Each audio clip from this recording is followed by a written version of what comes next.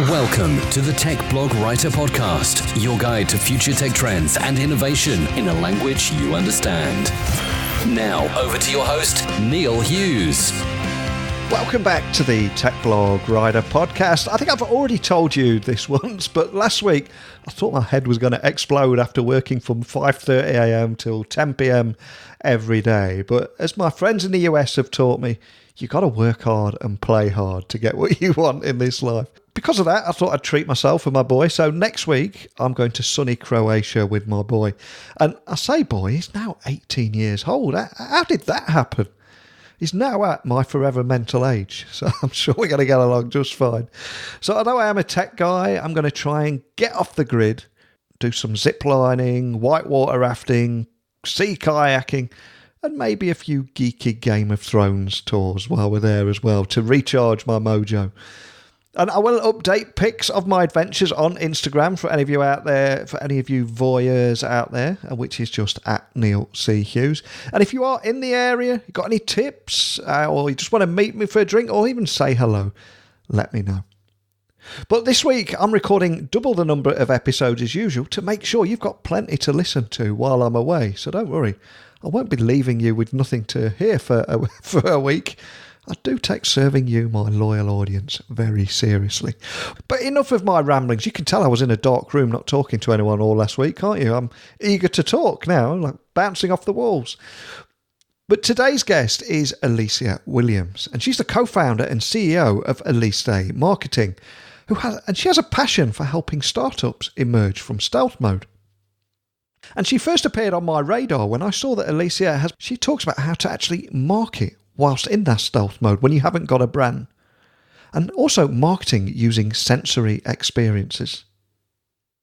And she's also got a fantastic story too. She founded her agency more than 10 years ago as a post-grad entrepreneur amidst the 2008 recession. And she launched that having realised that she had no desire to work in a corporate job. So she first posted up in a laundry room in her parents' house and has successfully grown her agency over the years, and obtaining a wealth of knowledge that she's proud to share with others, especially those that are eager to create and launch brands from scratch. It's a great story, so buckle up and hold on tight so I can beam your ears all the way to Boston in the US so we can speak with Alicia Williams, co-founder and CEO of Aliste Marketing.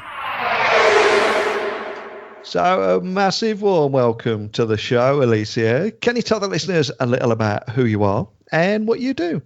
Absolutely. So my name is Alicia Williams. I own a boutique marketing agency called Aliste Marketing.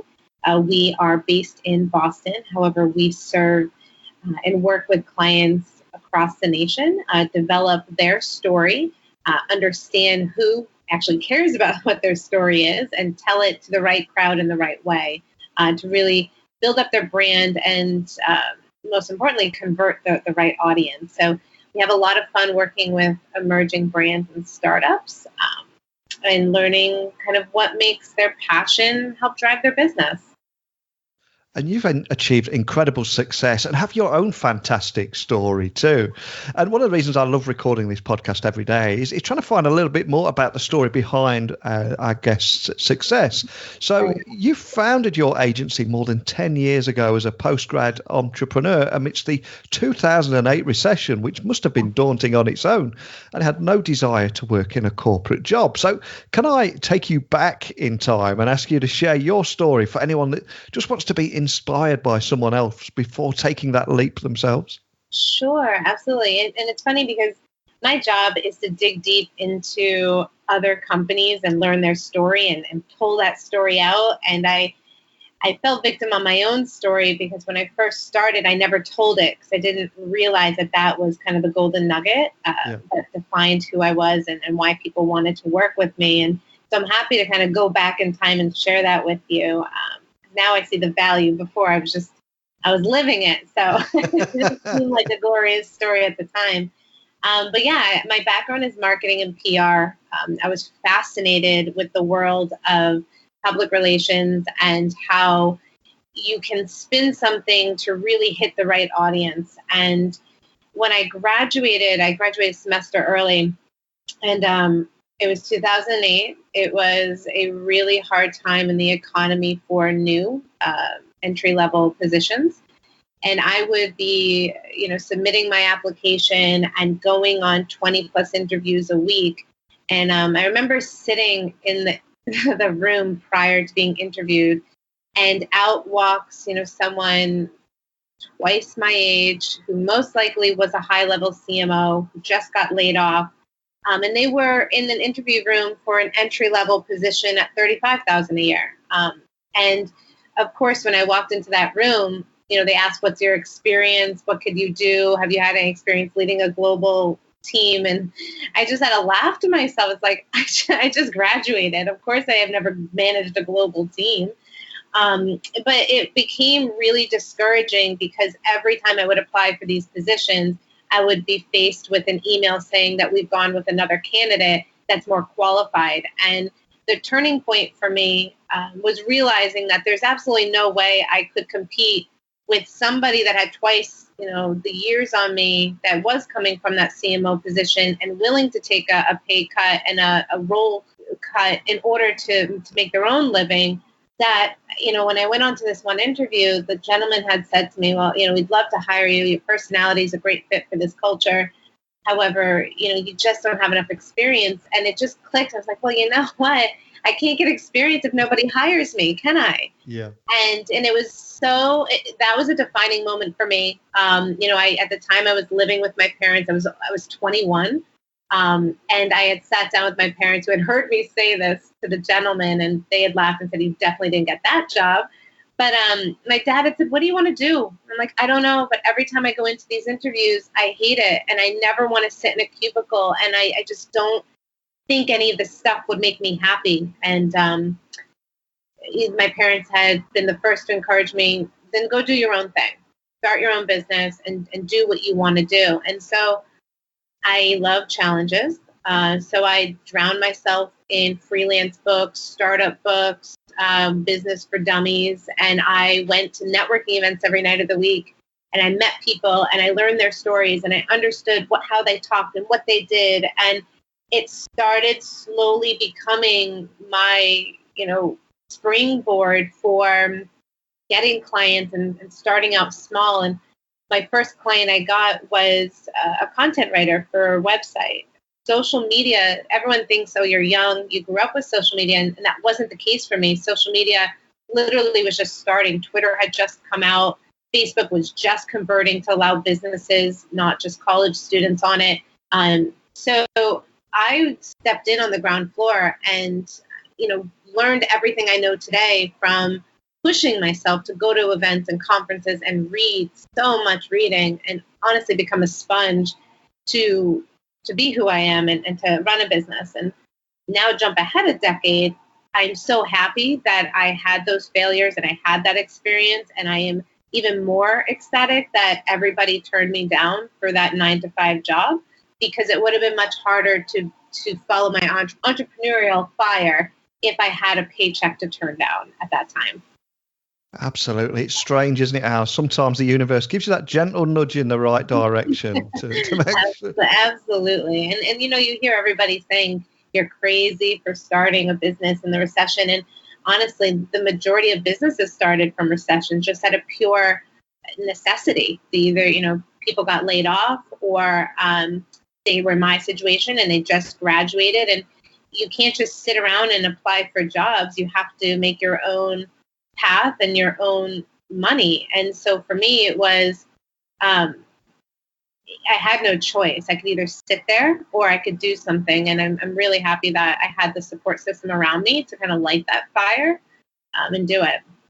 And was it daunting at the time? Because going to conferences and networking is incredibly daunting if it's not really your world and you're just starting out. Do you still remember the fear behind that? Oh, 100%. I remember thinking that everything I learned in college did me no good when I walked into that networking room, because you don't learn how to network in college. And I think everyone should have to go to a networking event. Everyone should have to take public speaking, because it was like, rip off a Band-Aid, take a shot at tequila and get yourself in that conversation. And I learned a lot about myself doing that, I learned a lot about my own confidence level and my ability to hold a conversation with, again, I was the youngest in the room. And so at the time, I never told somebody that I was 21 because they didn't take me seriously. And that's why I say I never shared my story because it wasn't a story that people wanted to hire at the time. I was a high risk. I was 21 and I didn't know what I was doing. So I was constantly talking to people and learning how to act the way that they did. Now looking back, I'm me, and I'm so happy that I'm able to say, like, I am young. I love it because I can look at something from the millennial viewpoint, and I can look at something from the older generations and really create campaigns that hit both of those marks. And so the discouragement and the fear is something that I honestly think I had to go through in order to be where I'm at right now. And if we were to zoom out a little bit and look at your entire journey there, you've gone from posting up in a laundry room to successfully growing your agency over the years. I mean, what were the biggest lessons that you've learned, would you say? The biggest lesson, so I did start it at my parents' laundry room. It was a very nice laundry room, but that was my office. I remember dreaming about the things that I have today, and the stresses that I have today are something that I wished for 10 years ago. So I'm very grateful and humbled by, where I've come. The lessons I've definitely learned is trust yourself, know your own abilities and the confidence behind what you're saying. And if you don't know something, being able to say, I don't know. And that's okay that you don't know everything, and you're not supposed to know everything, but you are supposed to teach yourself and learn what you don't know. The second is to surround yourself with an unbelievable support system. I had hundreds of people tell me that it was not going to work out, that I wasn't a right fit for either the company I was applying for or that I was crazy to start my own business. And I just needed that handful of support behind me to say, prove them wrong. So that is unbelievably important. And, the third lesson I would say is never stop learning. I'm still constantly reading and understanding what worked for one business and what will work for another business. And how do I apply that to my own business and my own kind of journey? So for me, those are kind of the three things that I really live for and drive myself behind. Fantastic. Now, on this podcast, I am chatting to more and more stealth startups. One of the reasons I got excited to get you on this show today is I keep hearing how you're helping startups to market while they're still in stealth mode. So can you expand on that and talk about some of those actionable deliverables and industry best practices to actually execute a stealth product launch marketing strategy? Sure. So we work with a lot of emerging brands, a lot of startups that the challenge is you can't market and talk about them because they're not at a stealth mode. So how do you market something you can't talk about? And that's where the creativity comes into play. And we have, in the past several months, launched 3 different businesses, all very different industries, from hospitality to beverage to tech. And the key, commonality between those 3, regardless of the industry, is the ability to tell a story without giving away what the actual product is, and creating that curiosity through public relations and social media and website copy and graphics. And all of those things have to be known in terms of the whole picture. So we know when our launch date's going to be, and then honestly that timeline is worked backwards. So we could say, okay, our launch date's in 6 months. We need to have the website done in 3 months. We need to have social pages done in 2 months, and so forth. So we kind of build a timeline from backwards, from the start or the launch date backwards. And it really is about telling and teasing out a story and being very creative in the way that you do it. So if we have a founder listening with a stealth startup at the moment that could be located anywhere in the world, what are the big takeaways that you would want them to think about? That's a great question. I think the big takeaways is your brand have a big differentiator? And what is that? It could be, let's just take the beverage company, for example. It's a wine company. There's hundreds of thousands of wine companies out there. So how are we differentiating their brand? Maybe it's a little bit more edgy and the content has to support that. Thinking a little bit further from that customer experience is super important. So even though you're going to launch, what happens after that launch takes place? Are people going to be going to your website and purchasing something? What is the packaging that they're receiving going to look and feel? Does it mimic the brand and the messaging that you just created on the website? Everything that touches or goes in front of a customer or client has to be branded in that experience, that sensory, relationship that you have. It doesn't matter what your industry is. That has to be covered long before the launch date starts, because once you go live, those pieces have to play in to that overall business process. So that's, I think, the top key. The second is have a solid team to help you, whether that is an in-house or a outsourced support system that can help you manage the traffic that's coming to your website, manage the e-commerce end of it, handle the sales leads, handle the marketing. Your focus should be on building the business, not worrying about the intricate details that are happening behind the scenes to make that wheel spin. And the last thing I would say is know your brand, know your story, and tell it. And once you tell it, it's amazing how many people kind of relate to that. And you did mention the phrase sensory relationship there. And I'm glad you mentioned that, because I also read somewhere that you run marketing campaigns using sensory experiences, which really captured my attention. So can you tell me more about that? So sensory marketing is really about hitting the different senses, ideally, of your customer. So when you walk into, or let's take a new car, for example. When you sit in a new car, it has that new car smell. Sometimes the sound of the car is really loud and it gives the illusion that the car is faster than the quieter car. Those are all things that have been specifically built and planned to hit the senses of the customer. And so when you take a stealth startup or any smaller business that isn't developing a car, for example, and how do you relate that to your brand? And hospitality does this unbelievably well. Recently we were staying at the Westin Hotel, and as soon as you walk in, there's bottles of water on the counter for you. You walk into your room, and there's lavender essential oil next to your pillow to help you sleep. There's all of these tiny details that don't take much, but mean a huge amount to your customers. And looking at our hospitality clients, half the time when you're excited about going away on vacation, it's before you even get on the plane or get in the car to go to the destination. It's all about the booking process. You get so excited when you book your next trip that we have to tap into that experience and be a part of that experience. So taking that same mindset and idea and saying, okay, how do we make sure that they're excited to come visit us? What guides can we give them? What events can we send their way on the weekends or the week that they're staying with us? How can we help them pack everything that they need and us provide the rest? What happens when they get there? All of those questions are things that your marketing team really should be considering to, again, set your business apart from everybody else, whether you're in hospitality or tech or even financial services. We all have the ability to create an experience long before they walk in the door. Now, as this is a tech podcast, I feel a question I've got to ask is, what role has technology played in your journey? And is there anything that you love or even frustrates you about the role of tech in our lives today? Sure.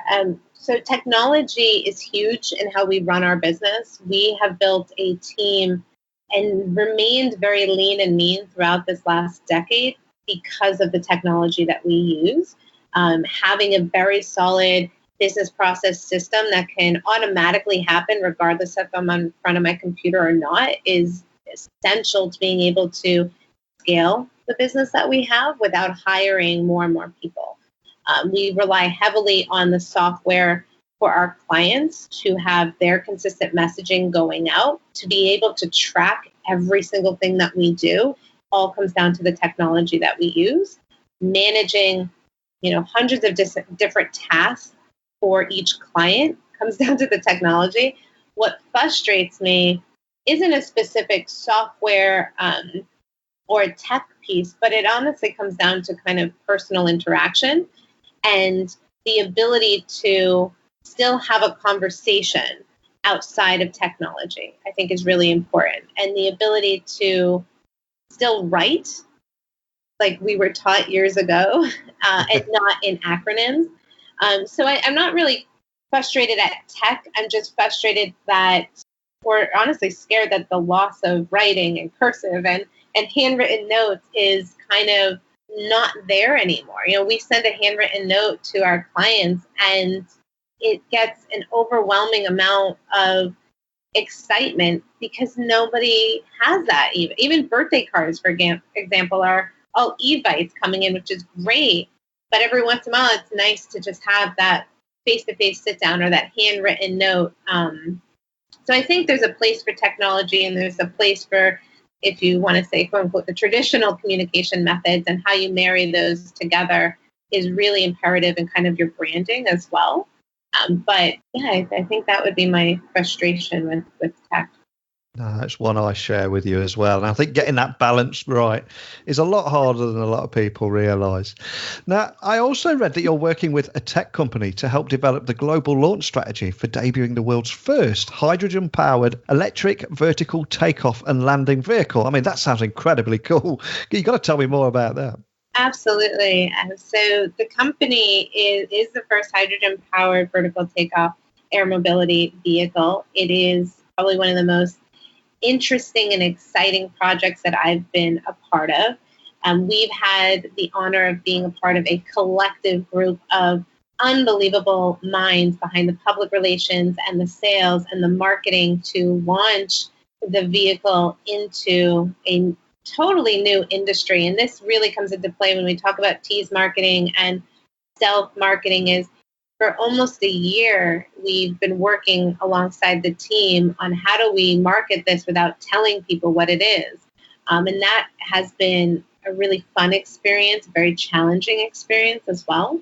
And working side by side, you know, these other brilliant minds has taught us a lot about the collaboration necessary to integrate and implement such a launch of this scale. So it's definitely getting a lot of press, a lot of acknowledgement, a lot of curiosity, because this is new. It's a completely different industry. And our job in the team is to really help understand what those questions are, to be present, to be in front of the conversation, and to monitor what is going on, and set the tone for what the industry is eventually going to be. So it has been a very exciting journey and truly an honor to be a part of the collective team on it. And have you tried to use your influence to get a ride on there for your Instagram feed, or is it not that simple? Yeah, so I am sometimes, you know, the plumber with the leaky pipes, right? So I'm a very humbled person, and I love to talk about the projects we do and share the stories about what we're doing and the projects we're working on, and absolutely share it on our social pages. And more importantly, because, you know, the company is called Sky, and I think why I share it, yes, it's an amazing to be a part of it, and be a part of the team, but I'm more excited that this is going to literally transform how we travel and how our goods get to us. And I think that is what honestly drives me to sharing it, is to help people get excited that this could be or will be the new normal in our culture and in our community of how we get from point A to point B. And I think it's absolutely wacky to think that, you know, my young children may never drive a car. They may be, you know, zipping around to school in one of these. And so that's the driving force between us sharing the story and our involvement in it. And years from now, when these things are everywhere, I'll be able to look back and say, I remember when we launched it. So that's honestly the neatest part behind it for us. And the Jetsons' life's getting a step closer there now. Yeah, it absolutely is. You know, we're leapfrogging what the industry is going towards, and you know, when I say you're in the room and there's unbelievable professionals and minds behind this, it is every once in a while you kind of have to pinch yourself and pause and look around and say like, wow, this is really cool to be able to sit in the same room with these collective minds and just listen to their vision and where they see the world going in transportation. And this year is flying by. And I must admit, I thought I was quite organised, but then I noticed that you are already focusing on 2020. You've released a marketing blueprint to help people. So can I ask that you share with us some information about that today and what your focus will be next year? Absolutely. I think the majority of businesses are so enwrapped in what's going on right now that we have a hard time kind of lifting our heads up and saying, okay, we only have 5 more months until the end of the year. And those 5 more months are filled with 2 months of holidays that half the world is kind of turned off because they're on holiday mode.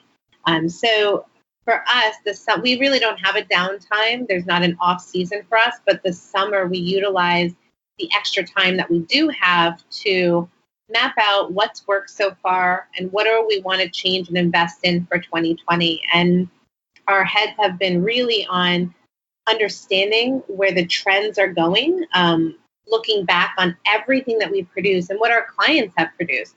So the blueprint is really, helping business owners take a step back and say, okay, what has worked?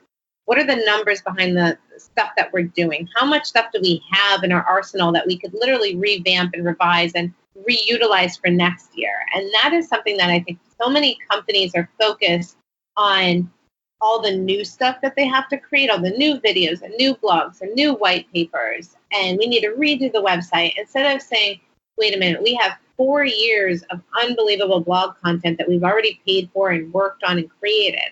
How do we audit that, change it, with different updated statistics that are on it or titles that match the keywords that our target audience is searching for, and then revise them and give them new life for next year and have more content. And so it's really something that we are strong on, that we're working a lot with our clients, is kind of that historic optimization of reutilizing the content you already have and thinking further ahead way before the last week of the year, so that when 2020 hits January 1st, we know exactly what's happening. We have that strategy in place and we can focus on implementing it instead of kind of like, that catch up of what do we need to do? How do we do this? How do we get this next campaign going? Excellent. Well, a huge thank you for joining me on the podcast today. But before I do let you go, I'm sure there's going to be a lot of people wanting to find out more about you, your story and what you do and the kind of value that you offer to businesses. So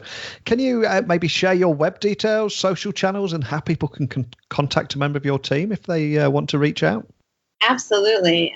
So you can always reach us via our website, which is alistemarketing.com. So ALISTE marketing.com. We are on all the social channels at Aliste Marketing. We're very heavy on LinkedIn. We have a great business marketing group on LinkedIn that you can always jump into the conversation and share your experience. But any of the social channels in the website, you can absolutely contact us. And our business phone number that you can call if you still pick up the phone is 508-393-2228. Excellent. Well, I'll add all those links to the blog post that will accompany this podcast. But I'm fascinated by your story because it really is inspirational. And I'm also fascinated by what I think you said, that 10 years ago, you were 21 years old and nobody wanted to hear your story. But here now you're achieving fantastic success. And ironically, there's going to be somebody 21 years old somewhere learning from your story. And I think it's kind of beautiful how you've come full circle. But more than anything, just a big thank you for coming on and sharing that with me today and helping others out there on their journey. Thank you. Definitely. Thank you so much for having me. Wow, I simply love stories like this. And what I especially love is Alicia's generosity and willingness to share with others who are eager to launch and create their brands from scratch. We're all face down, working incredibly hard, but to take time out and want to share your story, especially when nobody wanted to hear her story when she was 21 years old, to be able to share that story now and inspire other people, there's just something incredibly valuable and beautiful about that. And that's what I love about recording this show. It's why I jump out of bed every morning. Well, I say jump. I'm excitable and full of life for most of the day, but it does take me a little while to come round in the morning. I don't wake up like this. How annoying would that be? But if you're a startup founder or thinking about launching a startup, what did you think of today's conversation? And will you be reaching out directly to Alicia and asking for her help or advice? Or if you've been on a similar journey and you've got advice that you'd like to share too, there's always an open invite for everybody listening to come on this podcast and share your story.